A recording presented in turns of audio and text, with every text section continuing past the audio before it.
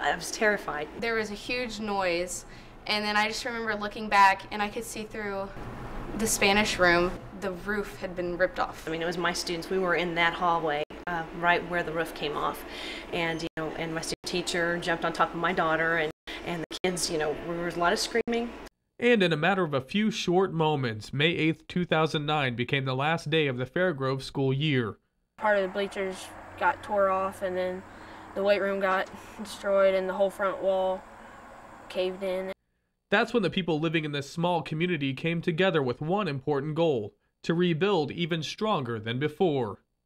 There was a lot of people that came up to the high school and asking if they needed help to clean up anything, and I actually think that they had to start turning people away because they had so many people. At our house, we had a group of workers come out and help us pick up all of our damage and everything, which was really, it helped us a lot. It would have taken us weeks or maybe months to do, but they got it done in one day, and so it was really neat to see it.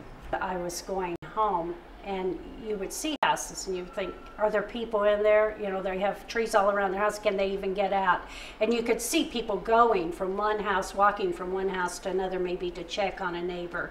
And I think that sense of community, that strength that comes from not one, but all of us together, that just made a phenomenal difference here.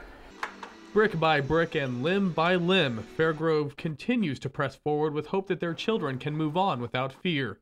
But never forget the important lessons learned that day. Lessons not found in any textbook. People can band together, that they can make a difference, that they can take care of one another, and that they can get through. To me, there's like a form of respect that I have, even for maybe if there's like a certain person that I don't like as much. We were all kind of there for each other that day. It's just like a different level that I don't think everyone can understand until you go through something like that you're just there for them, and you realize that it's just a person, and you put everything else aside. I'm Philip Pulliam, coming to you from somewhere in the Ozarks. This wasn't Fairgrove's first run-in with Mother Nature. Only 1 year earlier, their elementary school was also damaged by strong winds. Crews are working hard to piece everything back together in time for a full reveal by early spring.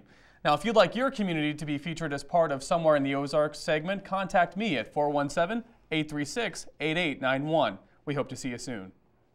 Coming up, our Renee Goodwin sits down with MSU Alum of the Year, Alden.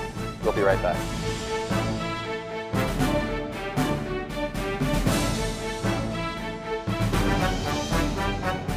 Welcome back to Ozarks News Journal. I'm Renee Goodwin. Joining us today is the Missouri State Alumni of the Year and Emmy Award-winning Associate Head Writer for The Bold and the Beautiful, Miss Kay Alden. Kay, thank you so much for joining us. Thank you for having me. So, coming back on campus, have things changed a lot here at Missouri State now? Yes, things have changed dramatically at Missouri State since I was here in 1970. They've changed very, very dramatically, and it's very positive. It's very exciting. When you left here and you were writing your doctoral thesis about daytime series, did you ever imagine that you would get a dream job in the field of something that you loved so dearly? No, I absolutely didn't. I was writing that dissertation for academic purposes and was extremely interested in the content. I mean, I believed in it, and that was at a time when you didn't admit it. If you were an academic person and watched soap operas, you didn't admit it. So I was kind of hopeful that I might be able to do something to bring a little more, little better perspective on the soap opera to academic colleagues. But I never anticipated I would end up in the situation I have. What happened? Tell us about how you got to this point. I mean, you've been in daytime drama for 33 years now? It's really a little longer than that. It was 32 and a half at The Young and the Restless, and then now about 2.5 at The Bold and the Beautiful. So altogether, it's about a 35-year career at this point. As a lead writer and head writer, how do you use these daytime dramas for vehicles of social change? Well, because these shows are so reflective of life and real people's lives, or parts of real people's lives, because that is how they work, by telling stories in which you have the opportunity to show how the world is changing, how people are being impacted.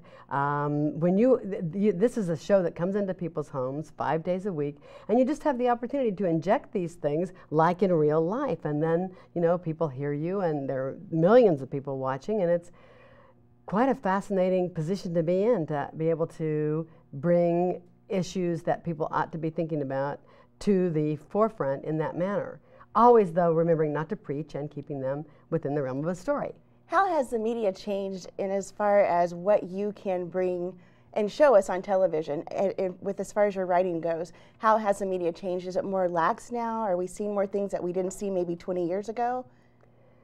I think that there may be more honesty, more reality, she said, ironically. I think that I don't know that it's really true that you can see more now. I mean, if you're talking in terms of things like the openness in regard to sexuality or something like that.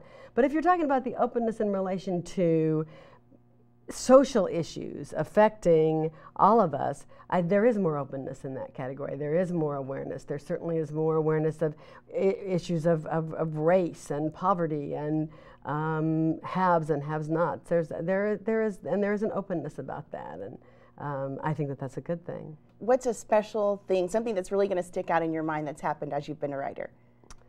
Let's see. There's so many. There are so many of them. Each of the Emmys, winning each of the Emmys, and one thing that will be huge forever for me will be the fact that in my tenure for Bold and Beautiful, this very year we had the honor of winning Best Daytime Show, and Bold and Beautiful has never won that before. So it was the first for me, but it was the end of the 22-year scourge. That was hugely significant to me because of my relationship with William J. Bell Sr., who was my mentor and with whom I wrote The Young and the Restless, and now I work with his son. So there's a hugely generational thing, but one of the things that I wanted to do when I went to Bold and Beautiful, one of the things that I said I wanted to do was, I really want to have the opportunity to help Brad win his Emmy. I helped his dad win several, and I really wanted to do this for Brad. And so for me, it was a hugely successful personal thing, as well as so incredibly wonderful for the show. That's great. For people that are wanting to get involved in this field, how would you tell them to pursue a career in writing for television? Well, we were just talking about that earlier with some students. Pursuing a career in writing for television is for me, it's been an absolutely wonderful career. The reality is, of course, that the field is changing. It's changing tremendously, and it's changing rapidly. It's going to be more difficult to find an opportunity, to have an opportunity like I did, to write for shows on the network, or on a network, or on broadcast television. But at the same time, there is a huge insurgence of shows airing on the net, on the internet, and streaming video, and webisodes, and it's a whole new day. It's a whole new era, and young people like you should really become so versed in that and find the opportunities there, because this is going to be the wave of the future. But there is a tremendous demand for material. I mean, it's huge, and so certainly pursue more traditional avenues. Look for the people that, find the names of if there's a show that you desperately want to be part of.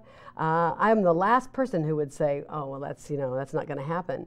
Find a name, write a letter, make a phone call, try to get yourself in that door. That's a huge piece of advice I would give to anybody. But I would also say, look at what's new, look at what's incoming, find these opportunities on the internet. They will be the wave of the future. There is no doubt about that. That's where it's going to be happening. So when you're young and you're in the early stages of your career, this is the time to look at that. Okay, great. Thank you so much. That's all the time we have for today. Kate, thank you so much for being here with Ozarks News Journal. We'll be right back. Thank you.